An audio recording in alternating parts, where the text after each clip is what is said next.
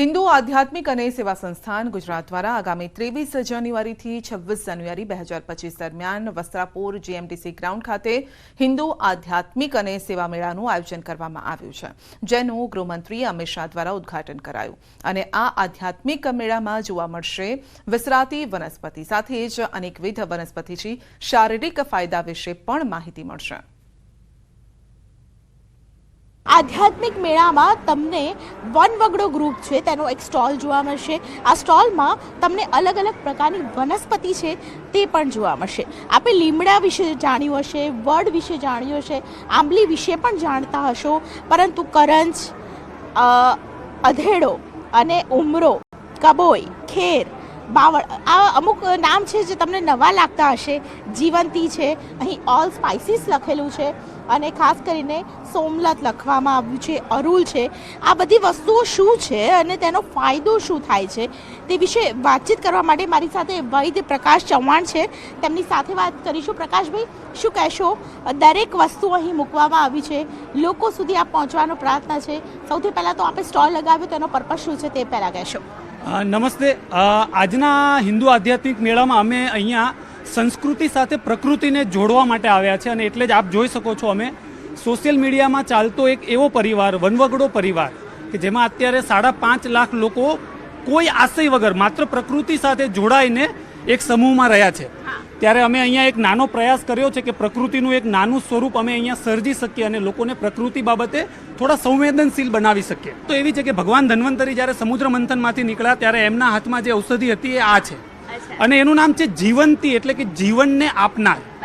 આનો ઔષધ સાથે સાથે આહારમાં પણ ઉપયોગ થાય। આના પત્તાની સબ્જી બને, આના જે કુમળા ફળ હોય એ પણ તમે ખાઈ શકો। એમાં એક આ સરસ મજાના દાંતણ વિશે વાત કરું, કંબોય। દક્ષિણ ગુજરાતના અમારા જે મિત્રો હશે ને આ કંબોય નામથી બહુ હરખાઈ જાય, કારણ કે ઉબાડિયું જેમાં બધા આપણે માટલામાં શાકભાજીને બાફીએ ને એમાં કંબોયના પાંદડાઓ વેલા છોડ નાખવામાં આવે। હવે આયુર્વેદ એવું કહે છે કે જે પણ વ્યક્તિએ દાંતણની શરૂઆત કરવી છે, કારણ કે તમે પહેલા દિવસે લીમડા કે વડનું દાંતણ કરો ને તો કદાચ તમારા પેડા છોલાઈ જાય, તો આ કંબોય એ એવું દાંતણ છે કે જે વ્યક્તિએ દાંતણ શીખવું છે કરતા એમના માટે આ કંબોય સૌથી સોફ્ટ વસ્તુ છે। જો તમારી આસપાસ આ બીલાના વૃક્ષો છે તો આને માત્ર મહાદેવને ચડાવવા પૂરતા સીમિત ના રાખો।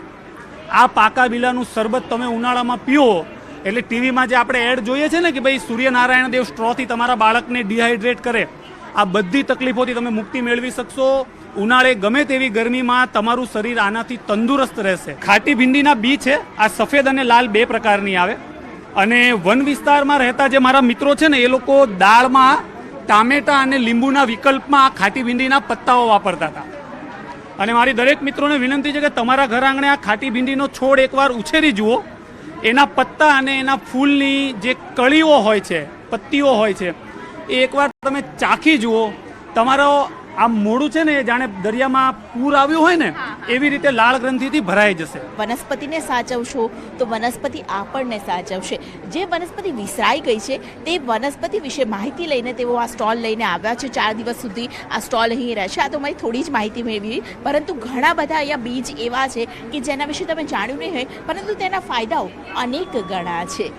કેમેરામેન પ્રકાશ દેસાઈ સાથે દીપિકા કુમાર, ન્યૂઝ 18 ગુજરાતી, અમદાવાદ। બીજેડ કૌભાંડ કેસમાં એજન્ટ શિક્ષક વીડી પટેલની સીઆઈડીએ ધરપકડ કરી છે, ત્યારે સમગ્ર મામલે જિલ્લા પ્રાથમિક શિક્ષણ અધિકારીનું નિવેદન સામે આવ્યું અને તેમણે જણાવ્યું કે તમામ દોષિત શિક્ષકો સામે આગળની કાર્યવાહી કરવામાં આવી છે। વધુ 5 શિક્ષકોને મંજૂરી વગર વિદેશ પ્રવાસ મામલે નોટિસ અપાઈ છે। મહત્વનું છે કે વીડી પટેલે 1300 લોકો પાસે 70 કરોડનું રોકાણ કરાવી 1 કરોડથી વધુનું કમિશન મેળવ્યું હોવાનું તપાસમાં ખુલ્યું અને હાલ સીઆઈડી આ મામલે વધુ તપાસ પણ કરી રહી છે। હવે જ્યારે સીઆઈડી ક્રાઇમે આજે જે જાણ્યું, ધરપકડ કરી છે, એ સંદર્ભે તપાસ કરી અને આગળની કાયદેસરની કાર્યવાહી કરવામાં આવશે। શિક્ષકો પણ 5 જેટલા શિક્ષકો છે જેઓને કચેરીની મંજૂરી વગર વિદેશ પ્રવાસ ખેલ્યો છે, તેમને પણ નોટિસ આપી એમને ખુલાસા માગ્યા।